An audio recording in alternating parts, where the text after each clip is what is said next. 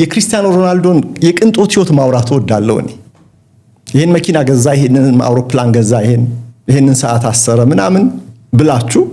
እሱ ሰዓት ቢያስር ታዲያ ለኛ ምንድነው? እሱ የሆነ ትልቅ ተቋም ቢያቋቁም ኢንቨስት ቢያደርግ ለኛ ምኑ ነው ሊል ይችላል። አንድ ፉትቦል ላይ እንዲህ አይነት ነገርን እንዲሁ እንደወረደ መስማት የሚፈልግ እኔ ግን በክርስቲያኖ ሮናልዶ ይሄንን ማውራት የምፈልገው የእርሱ ጥረት በጣም ከፍሎታል እና ደልቃቃ ህይወቱን ስንመለከት ላቡን ብዙ ጠፍ አድርጎ እስከ 40 ዓመቱ ድረስ እየተጫወተ በየዕለቱ ለራሱ ትኩረት እየሰጠ የፕሮፌሽናሊዝም ምሳሌ ሆኖ ስለሆነ የእርሱን ስኬት ማውራት የእርሱን ደሞዝ ሳናጋነን እንዳለ እንኳን ብናቀርብ የተጋነነ ነው የሚመስለውና ይሄ ለብዙዎች መነሳሻ ሊሆን እንደሚችል ምሳሌ ስለሚሆን ብዙ በጎ ነገሮች ስላሉት ነው።